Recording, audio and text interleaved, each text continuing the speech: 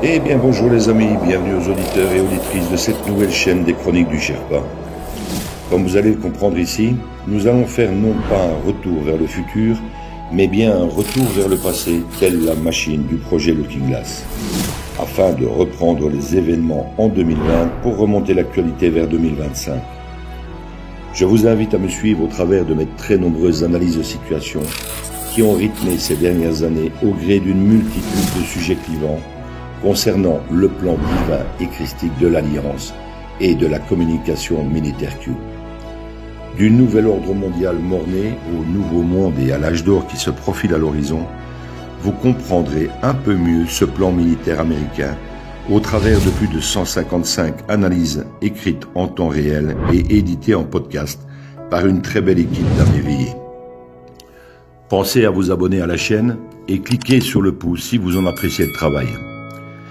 Merci à toute l'équipe Z qui œuvre sans compter ses heures pour offrir ces infos à l'humanité. Bonne écoute à tous et à toutes.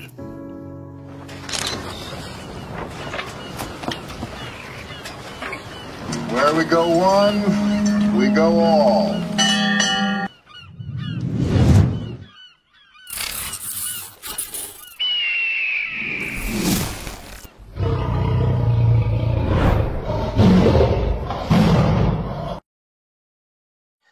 Analyse du 27 juin 2022 par Thierry Pirlot, Sherpa One. Les fiches mémotechniques de Biden. Petite analyse suite à un retour d'une amie qui se demande si les publications visant à ridiculiser Biden ne tentent pas à décrédibiliser l'ensemble. Ce n'est pas faux, sauf si les explications suivent. Si l'homme le plus puissant de la planète a besoin d'une checklist pour aller pisser, je pense que le monde a du souci à se faire. Hier, j'ai fait suivre la version humoristique de sa fiche, mais quoi qu'il en soit, elle est bien réelle. Biden a vraiment besoin d'une fiche pour savoir quoi dire et à quel moment. De deux choses l'une. Biden est sous le contrôle de l'Alliance et fait exactement ce qu'on lui dit de faire, auquel cas, ça me fait marrer et je n'y vois aucun danger, même si dans la réalité de la Constitution américaine, il est impossible qu'un président des USA avec un Alzheimer soit maintenu au pouvoir sans empêchement. Trump a d'ailleurs subi des examens médicaux pour éviter cet impeachment. Dans ce cas, et c'est celui auquel je crois, ces milliers de faits divers ridicules, dont ces fiches, ne sont qu'une partie du show afin de réveiller les foules endormies. Je verrais bien d'ailleurs Jim Carrey dans le rôle du sosie de Biden en ce moment. L'autre cas de figure est bien plus merdique car non sous contrôle de l'Alliance.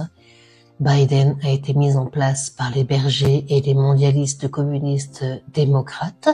Ils ont réalisé qu'ils se sont fourvoyés et ils font tout pour que ce dernier soit le plus crédible possible en attendant qu'il clapse ou bien qu'il tienne jusqu'aux midterms et qu'il soit alors remplacé par Kamala Harris, un autre transsexuel grotesque et refoulé.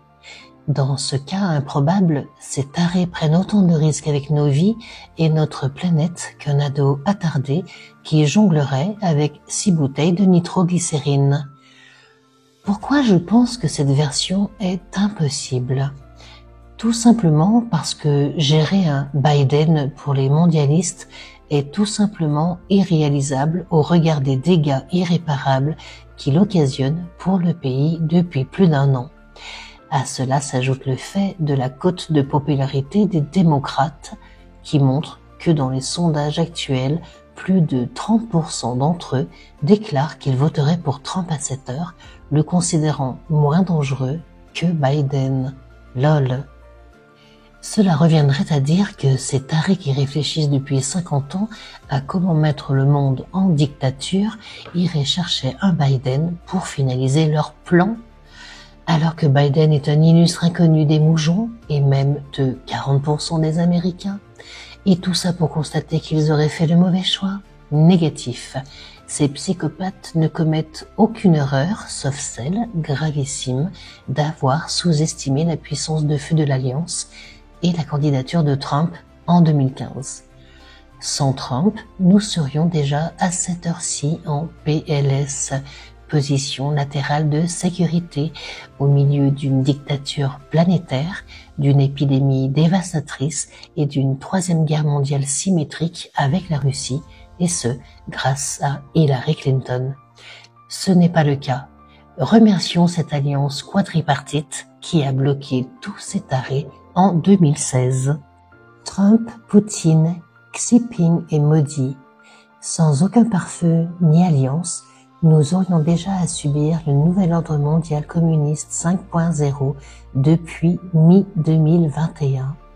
Dans le cas où nous serions tout de même au milieu d'un conflit entre les mondialistes et l'alliance en temps réel, les bergers ne seraient certainement pas allés chercher le dernier pédo-tocard de service ayant plus de casseroles au cul que la Tour d'Argent à Paris, voire les magouilles d'Hunter Biden. Sauf si c'est l'alliance qu'il a mise en place pour The Great Awakening, le grand réveil. La logique est là, CQFD. Les bergers auraient préféré mettre en place Michelle Obama suite à l'échec de Clinton pour poursuivre le plan après Trump de manière systématique. Ainsi, on aurait eu la première femme présidente, la première présidente noire et accessoirement le premier président Travelo, appelé affectueusement Big Mike dans l'intimité. Cela aurait par la même occasion donné l'immunité complète à son mari dans l'Obamagate, et ce durant les 8 ans de sa présidence. Imparable. Toute cette histoire est incroyable, mais il faut en saisir toutes les couches et non s'arrêter à la première. Mon but n'est pas de décrédibiliser pour le plaisir, car je suis suffisamment éveillé pour pouvoir expliquer ce que j'en comprends, et je pense le faire largement et suffisamment. Le troupeau, lui, ne comprend rien, et effectivement, lorsqu'il voit ce genre d'infos, il nous prend pour des fous ou des moqueurs. Mais le troupeau n'est plus mon problème et je me concentre actuellement sur les moutons noirs. Les autres sont sur un autre chemin. Sharpawan.